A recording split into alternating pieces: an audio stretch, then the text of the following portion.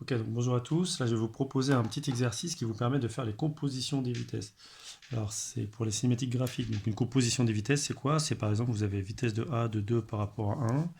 C'est voilà, par rapport à 0. C'est vitesse de A de 2 par rapport à 1 plus vitesse de A de 1 par rapport à 0. Voilà, ça c'est une composition des vitesses.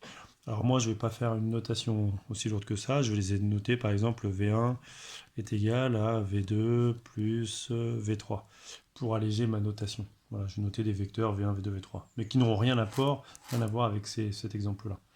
Voilà. Donc la composition des vitesses, c'est simplement dire que bah, voilà, V1 c'est V2 plus V3. Voilà. Donc ce qui va me créer une relation de salle. Ce qui veut dire que dans les faits, bah, si jamais votre vecteur V2 est comme ça, si jamais votre vecteur V3 il est comme ça, bah, ça veut dire que V2 plus V3, vous allez créer un losange dont les côtés vont être V2 et V3. Et la diagonale sera donc du coup V1. Parce que V1 sera la somme de V2 plus V3 que je retrouve ici. Ou de V3 plus V2 que je retrouve ici. Ça, c'est tout bêtement la relation de Schall que vous allez représenter graphiquement. Vous allez donc créer un losange dans cette relation-là, dont les côtés sont V2 et V3. Alors les côtés, par la suite, je vais les représenter en vert. V2, V3 sont les côtés, donc j'ai V2 comme ça, V3 comme ça. Et ma diagonale, je vais la représenter en rouge, donc ma diagonale, c'est lui. Voilà. Donc alors je vous ai fait des exemples ici. Voilà, donc différents exemples. Donc là, ce que je vous propose maintenant, c'est de faire pause, enfin de faire une pause, et d'aller essayer de traiter tous ces exercices-là. Donc pour tous ces exercices-là, je vous ai donc noté V1 égale V2 plus V3, et là, je vous ai donné le vecteur V1. Et la direction delta V2, delta V3, c'est la direction de la droite V2 et la direction de la droite V3. V1, ça va être V2 plus V3, sauf que là, au lieu de vous donner V1 comme dans cet exercice-là, je vous ai donné V2. Mais vous connaissez la direction de V1 et la direction de V3. Dans tous les exercices que vous allez traiter, c'est exactement ça qui va se passer. En général, vous connaissez les directions des vitesses, plus une vitesse entièrement connue.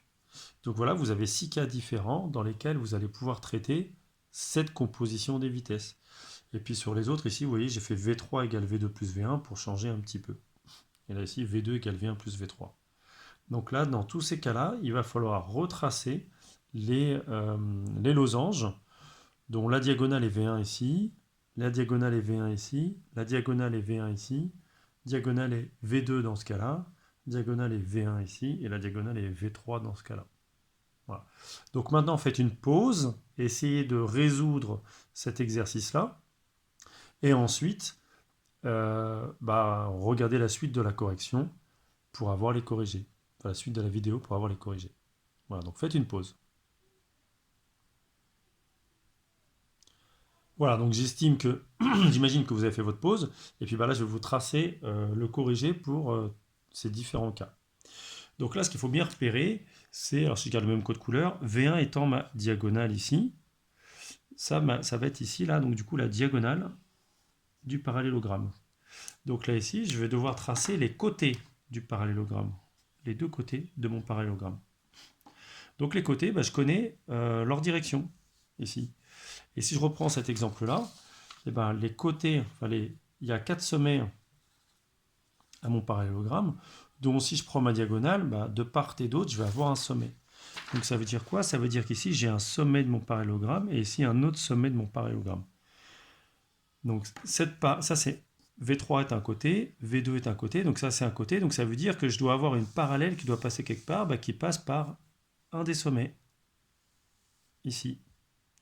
Et V2, pareil, V2, là, vous voyez, je viens de tracer un nouveau point, intersection de la droite V2 et d'une parallèle à V3. Et là, ici, pareil, la V2, c'est un des deux côtés, c'est un côté. Donc, passant par notre sommet, hop là, vu que c'est un parallélogramme, je vais tracer la parallèle. Et voilà votre parallélogramme qui vient de se créer, avec les quatre côtés. V1, c'est bien la diagonale. V2, suivant la direction de V2, va être ici. V3 dans la direction de V3 va être ici.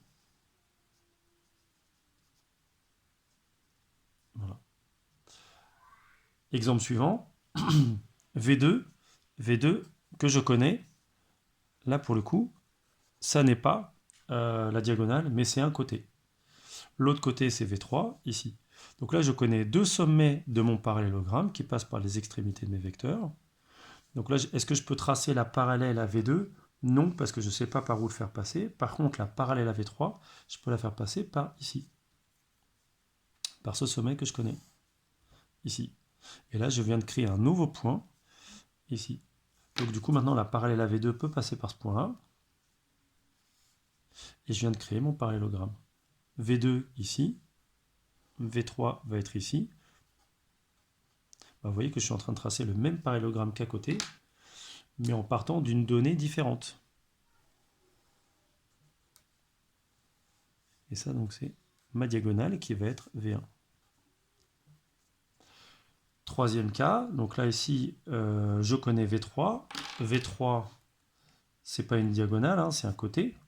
Donc ça veut dire que je connais un des côtés de mon parallélogramme, j'ai dessiné différemment, donc je connais une extrémité et une autre extrémité. Donc là, je vais tracer la deuxième parallèle, le deuxième côté. Donc là, je connais un côté, et donc l'autre côté va passer ici, par l'extrémité. Donc je trace sa parallèle ici, tac. Sa parallèle, elle ne coupe rien de ce côté-là. Par contre, ici, elle va venir couper, hop, ce point-là, ici, là. Et donc là, je vais créer un nouveau point dans mon parallélogramme. Et donc du coup, si je fais la parallèle à V3 ici, elle va pouvoir passer ici par ce nouveau point que je viens de tracer. Donc la parallèle à V3 ici, là. Et donc du coup, voici mon parallélogramme qui vient d'être tracé. Et donc là, ici, je vais avoir le côté V2. V2, suivant la droite V2. Et ma diagonale, je la retrouve ici. Pardon, c'est V1. La diagonale, c'est V1. Dans l'exercice suivant ici, donc là j'ai V2, attention là si V2 est une diagonale, la diagonale, donc je connais la diagonale dans cet exercice-là. Ma diagonale, je la connais. Et là, je vais devoir tracer V1, les parallèles, et V3, parallèles. Je connais deux extrémités de mon parallélogramme. Donc, je vais tracer la parallèle à V1. La parallèle à V1 va passant par l'extrémité, là, ici, l'autre point, ici. Ça me fait, hop, j'essaie de ne pas mettre la main devant pendant que je trace. Voilà. Donc, je viens de créer un nouveau point ici, là. Et puis, je vais faire le tracé de la parallèle à V3. La parallèle à V3 va venir se faire ici, là. Tac. Et voilà votre parallélogramme. Donc, toutes les vitesses partent du même point, là, ici. Donc, là, ici, je vais avoir mon V3 qui va être... Donc, pardon, ça, c'est la droite qui porte V1. Et ça, c'est la droite qui porte V3. Toutes vos vitesses, à chaque fois, partent du même point, hein, parce que c'est la vitesse en ce point-là. Quand j'ai fait ma décomposition, hein, c'est toutes les vitesses qui sont inscrites au point A. Donc là, si c'était votre point A, toutes les vitesses partent du point A. Ici, on me donne V1. Tac. V1, c'est la diagonale. Donc dans ma diagonale, je vais connaître deux points de mon parallélogramme. V2 est une parallèle, un des côtés. Donc un côté passant par ce point-là, et l'autre côté passant par l'autre point qui est ici. Je vais tracer la parallèle à V2. Et pareil pour le parallélogramme V3, la parallèle à V3 qui passe par ici. Hop là. Tac, ici. Hop là. Et hop là. Donc là, je vais avoir V3 ici et V2 ici. Et puis pour le dernier, je vous ai donné V3. V3, là, c'était une erreur ici. Hein. Donc V3, c'est celui-ci, là. Tac. V3, donc du coup, c'est une diagonale. Je connais les deux extrémités. Je vais tracer V2. V2 est déjà tracé ici. Et sa parallèle va passer par l'extrémité de la diagonale. Donc va passer par ce point-là. Tac. Et vient créer un nouveau point ici, là. V1. Ici, V1 est ici. Je vais tracer sa parallèle. De ce côté, il n'y a rien. Il n'y a pas de point de passage. Par contre, ici, j'ai un point de passage par l'extrémité de la diagonale. Tac.